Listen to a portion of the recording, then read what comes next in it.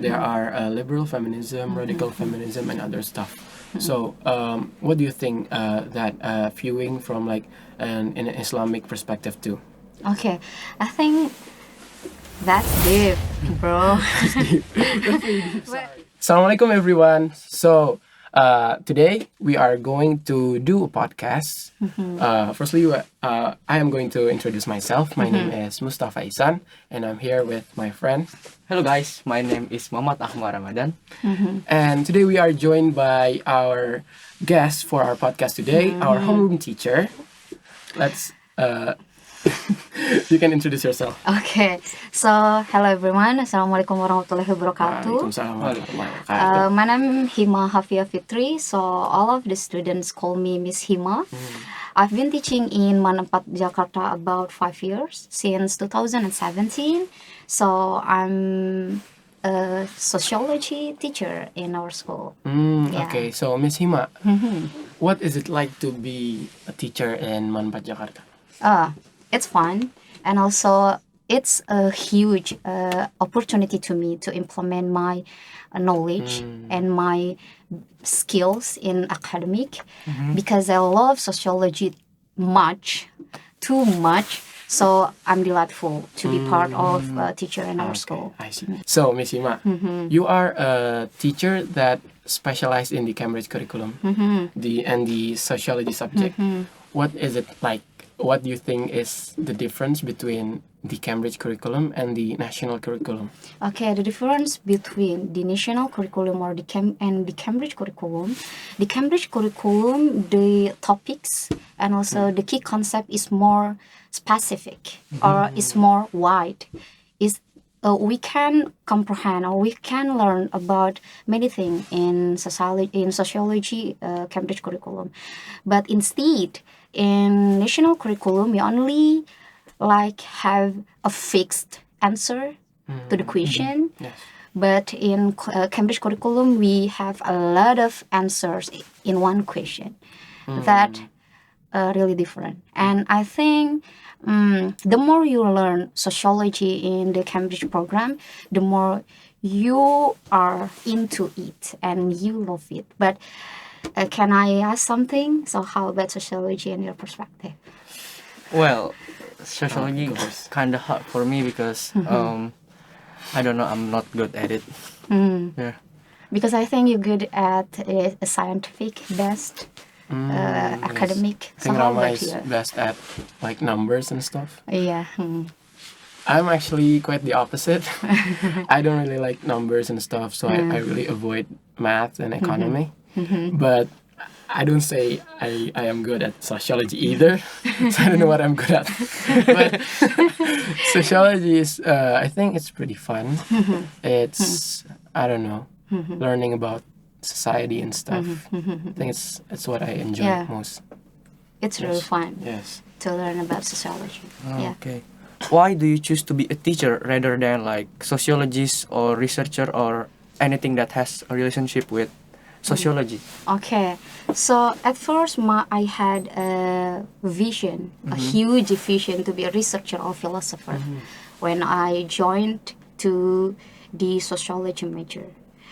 And from that moment, I started from the freshman year until the last year of learning process. I got an opportunity to participate in a lot of research projects. So that made me really ambitious to chase my dream as a researcher. So in the last semester of my learning process, I got a huge opportunity to be part and to be participate as an enumerator for Australian National University's research project in Indonesia. So at that moment, my ambition went high. So I believe and I'm sure that I could achieve what I dreamed of for a long time. But unexpectedly, when I graduated from the university, I got an offer from your school to be a teacher for sociology subject. So I accepted that and now I'm a teacher also. So while I'm teaching you all, I'm also preparing for my dreams and my study, to pursue my study. And yeah, for in 2021, I started to stop and take a break from that ambitions, because for the past 5 years I have done, or I haven't gotten any scholarship. So that's the reason why I have to take a break for a while and focus on you all to be responsible teacher. Okay. So you choose to focus on just being a teacher right now without. Yeah, without chasing my dreams. Yeah. Okay. So I think what makes me curious is what motivates you to choose sociology over other majors in university. Okay, it started from when I was in high school. I found a specific case or issues in my society that changed my perspective in life. And at that moment, I started to look for the major that fitted into the social cases, that the major that can solve a specific cases in our society. So I found that sociology really matched or fitted to my needed. So I chose sociology over other. Oh, I see. Okay, what is your perspective on sociology, and what do you think is the advantage of sociology in this role? Since I joined the university as a sociology student, I really love sociology that much, really much. I love sociology really much. So I think sociology is a universal knowledge, so that could explain and comprehend a concrete issues and cases in our society. And also sociology, because of sociology cover for both micro and macro perspective, that could help us to solve an implicit and explicit problems in a society. And because of that, and also sociology subject like flexible, you know that? Yes. It is. The answer is flexible. It depends on how society think. It depends on the society's nations. So yeah, I'm really grateful to be part of the sociology students. So how about the major do you want to pick when you graduated from the high school? I'm still Thinking. I'm still confused. But I really avoid numbers. Yeah, for That's real, for man. sure. Yeah. I think I want to take law school, or international relation. International Either that too. So how about you? I don't know. I wanna take like business, Business. because I wanna be rich, of course. But Eh. that's still Everybody wants to Yeah. be contains rich. numbers and stuff. Well, it's okay. In order to become rich, you need to sacrifice something, man. Okay, yeah, That's nice. yeah. Okay. Realistic. Love it. With your plenty of researching experience, what is your tips and tricks in becoming a good researcher?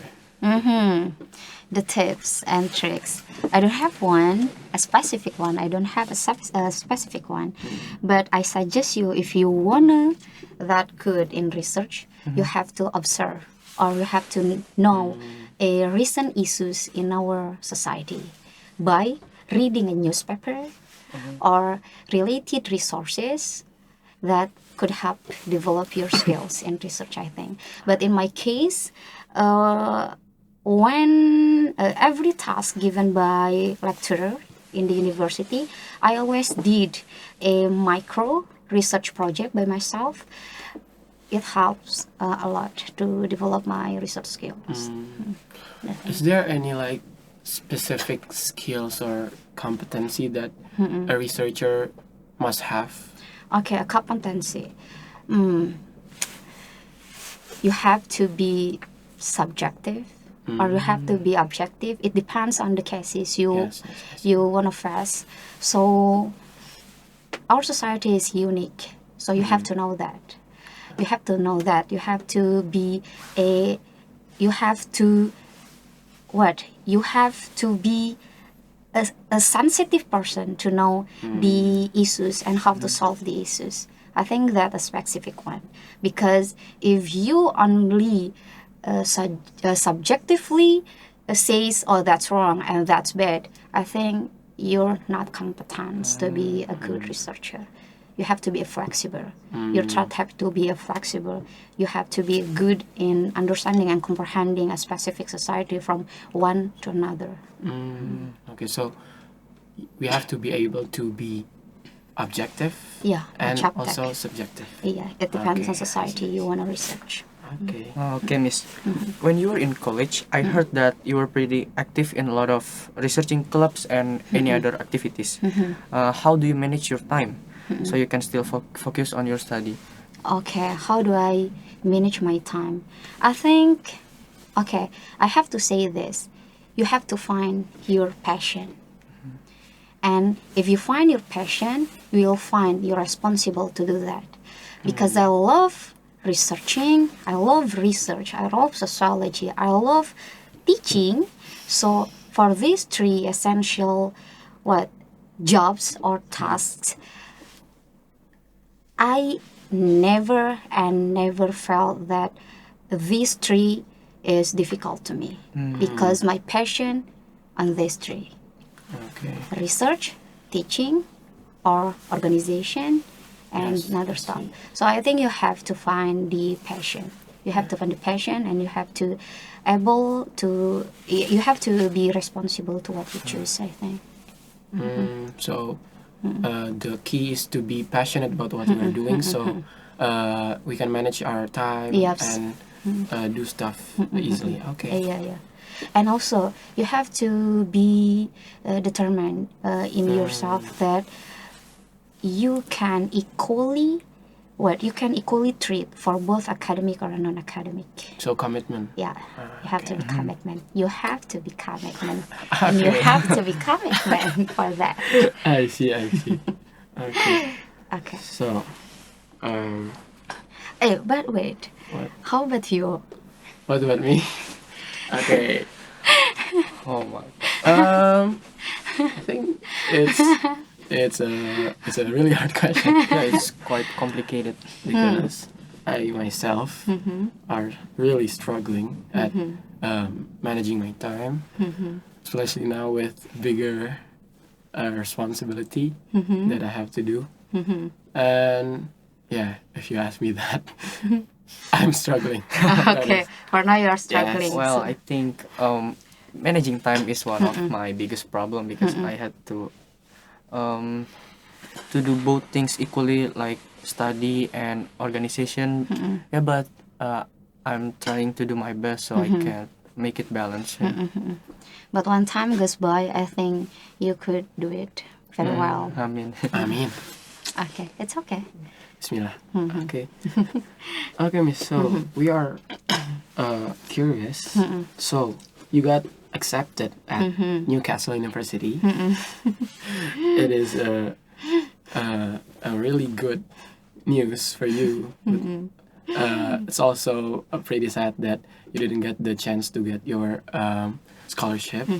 Yeah. But we actually want to know, can you give us some insight on what should we prepare for applying in international or abroad universities? Okay, so I got accepted in the Newcastle University in 2018.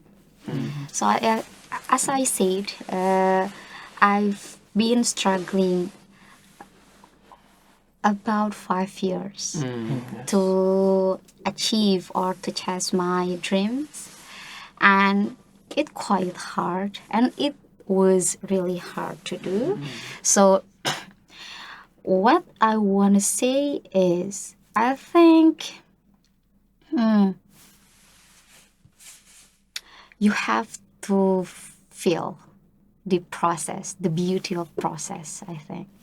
because when I was struggling for this scholarship and also the university, I myself independently learning a new stuff, like for example, for my essays and the the thesis proposal, I always ask my friends to check the reliability or the validity on my research outcomes, and then I actively ask to the university committee, asking about the scholarship they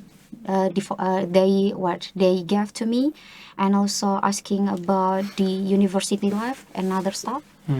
So in 2018, I also got about 50% scholarship from the university. It's a huge opportunity, I think, but I can't afford for another 50 percent. So for the recommendation letter, also I suggest you to pick the person that know your personality, your ability, and also your behavior in a specific field. For example, you wanna join as what? You wanna enroll the business, the business major. So you have to ask to Miss Dila, because and you are to Umi, for example. That's an example. So I think, that's the key. And the other key is you have to be active as a person and individual to ask for a suggestion to anyone, Okay. because it helps you a lot to Okay. improve yourself. So, in the process of preparation, is there like a lot of documents that you prepare? Like, is there? Do you use like IELTS? Oh, stuff? yeah, of course. Okay. I use IELTS, so recommendation letter, because I enroll for the graduate degree. So I have to prepare my proposal thesis. It's a quite hard because I have to observe observe the society as my object of research, and also another one. What? Certificate, academic certificate. And the hardest one is the recommendation letter, the proposal thesis for myself, ECs, and also IELTS, I think. Okay. So, you prepared an essay. Is the essay? So you're picking a sociology for your. Oh yeah, sociology and social research. So the essay is about you or about the sociology. It's the sociology. It is about the exclusion in the the exclusion in the slum society. And for applying in international university, did it cost a lot of money? Yeah, because I have to send the physical documents to the university, and that costs a lot of money. And the preparation, like IELTS, so you have to buy a lot of book to read for this proposal thesis. Yeah, it's hard, but also it's fun. How much fun to does it do. all totally cost for the preparation? I forgot because it took 5 years, Yes. right? It's a lot of time. So I think a lot of money. Yeah, a lot of money. Okay, a lot of money. Well, as a high schooler, can you give us one advice for us, like for preparing university and working life? Oh, university and working life. Yeah. I think do your best. Do your best. Yeah, only that. Do your best and follow your passions, and also be responsible. I believe to these 3 words. So if you follow your heart and follow your passion, and you as a responsible students, I think the dreams I think the dreams you wanted, will come. And yeah, just good luck. Okay. But how? But be responsible. It's the key. Okay. Because if you don't responsible to yourself, I think it's quite hard to be commitment in the university and workplace. It is hard. Okay. Um, can you give us like how do you know? You said you were interested in sociology because there's one thing that happened in your high school that makes you just click to sociology. Is there any specific ways that we can do to determine our major that we want to pick that makes us know what we're good at and like I think I want to pick this major because most of us high schoolers are struggling at determining the decision of major, especially in like senior years. They're really like they change their major destination every now and then. Do you have any like suggestions? Okay, so when I decided to choose sociology major, I asked to my parents first, and also both me and my parents come to the psychologist to take a test. So I got a result of a test that I what the three majors that fit to my personality. Number one, social major. So number two, language. Number three, art. So because of these two influential people, I decided 100% to choose sociology. That based on my parents, that based on my parents' decision and also psychologist Okay, so test. the I think most people like underestimate this, but do you think the psychology test that like for knowing your major and stuff in life, do you think it's valid or like Okay. personally determine you? Okay, so personally, it's valid for me in my case because what in the process started from the middle school to the high school. I heard you from the boarding school, right? Yeah. In your middle school, so you know how it felt Yeah. in the boarding school. So for 6 years, my experience in boarding school that taught me the leadership really well. So from the middle school until the high school, my teacher always decided to choose me as a leader of our generation.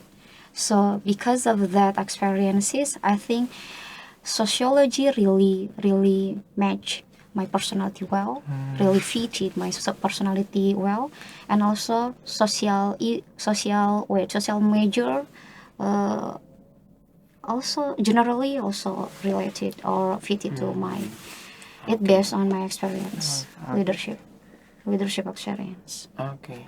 So, Miss, we learn sociology, and the subject that we are learning are pretty deep, and there are a lot of in sociology, especially in the Cambridge curriculum, because it is international. There are a lot of things that kind of contradictory with the values and norms in our national curriculum. So, for instance, we learn about like feminism. There are liberal feminism, radical feminism, and other stuff. So, what do you think that viewing from like an Islamic perspective too? Okay, I think that's deep, bro. Sorry. Okay, but again, I can say this. Learning sociology is about learning to understand and also to explain, to understand, also to comprehend about a specific society, not in general, but in a specific society condition. But if you say about the feminists in perspective of our nation, Indonesian that base norms and values related to religiosity. So I think the feminism is quite contradictory to our notion or to our perspective in this nation, in this country. But because the feminists belong to the country, To the Western, right? yeah, the Western or the country that open-minded. I think for the Western or the country that now the existence of the feminism, it's okay. It's humanity. Yeah. It's humanity. It's about how people or individual choose their life. It's about how we are choosing our life. We decided to live what we wanted. Okay, but because our traditional or our cultural it was really strong, and feminist perspectives not fitted to our country. In at all. Indonesia, right? Okay, Feminist. Indonesia. It's not- So in Indonesia, we have to choose between humanity or religion. Yeah. Other than that. But because you have to remind that in this country or another country, we have a basic construction. So our basic construction is religion. Religious. Religion is our basic construction. So this construction consists of values, how people believe, how people norm, or how people structure themselves to fit into our general society. So people like us that grown up in this country, we have to fit it to this norm and values. Yeah. We don't have a choice to follow that because this is our construction. So in other words, from another country, it will be different cases. So I said what I said. It depends on how society it works. Okay. So every country have different norms. Every Yeah. place have different. Maybe like in the States, they see us as like close-minded and not wanting to change their norms and values, but we see them also. We have also our views about them too. Like they are so because of they have this freedom of everything. They do not have like specific religious norms and values, and they are so what's so-called open-minded. Okay, so I think it be based on how our society formed. So the differences are our society in Indonesia is formed in the traditional thought and notion. But another hand, they are formed with the shape or the change of globalization, urbanization, that change their structure. Even though in Indonesia we have a globalization, modernization, we have a huge technology, or we have this technology that change our personality, but it is not change overall our society. Because that, what I mean, the thought or the notion or the structure that differentiate from another country. So we can't say another country is bad or our country is good because we can keep our purity or our cultural or our traditional norms and values than the other countries. It's bad because of the Khan and blah blah blah. It's not about that. It is about how our perspective say, or how our perspective thought about different society, because each society have their values and norms. We couldn't change it at all. So as a sociology students, you have to be flexible in your thought and in your perspective. Yeah. That every society is not bad. It's just different. Yeah, I think that's the beauty of society of sociology. Yeah. You learn this subject, but it implements differently in different places, and that's what important in learning sociology. Okay, moving on. Well, that's pretty deep, right? I think we should Yes. move to our Next question. topic. Yeah. As a teacher, what is the hope of a teacher for their students? Okay, the success, of course, but the success in your own way, in your own method. If you're smart enough to be a businessman, I will support you, and so do you. So to be success not in the people eye, but to be success in your own way or method to be success. Yes. Okay. So may your efforts yield a positive what a Result. a positive result and outcomes. Okay. So this might be the last question.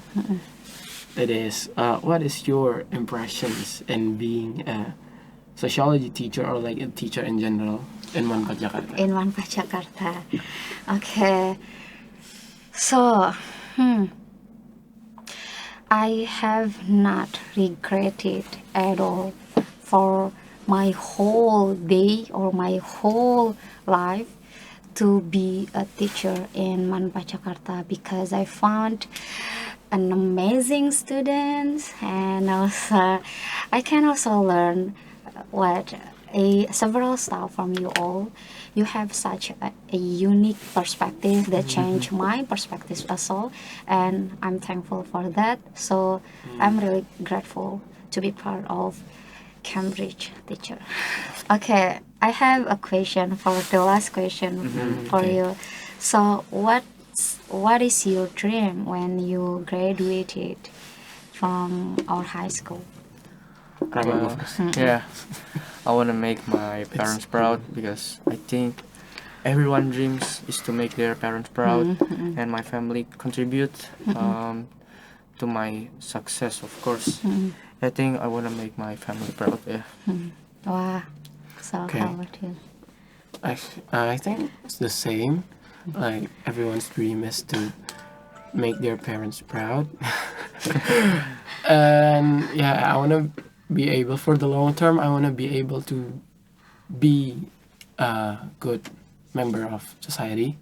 Speaking of sociology, and also like be a good father in my family by I don't know, having a good job and making a lot of money. Yeah, and having Yeah. a beautiful wife too, right? Okay, God bless, God bless, God bless. I think that's it for today's podcast episode. Thank you so much, Miss Shima, for spending your time with Okay. us talking about stuff. My pleasure, and thank you so much. And yeah, I think that's it, guys, for today's podcast episode. Thank you for What else, Rama? watching. Thank you for watching. Don't forget to like, Comment, subscribe, share. share, and subscribe. And subscribe. And don't forget to turn on the notification Bell. bell. Ding ding. Yeah. Bye bye. Thank you, guys. Waalaikumsalam. Wassalamualaikum warahmatullahi wabarakatuh. Assalamualaikum. Thank you, everyone. Thank you.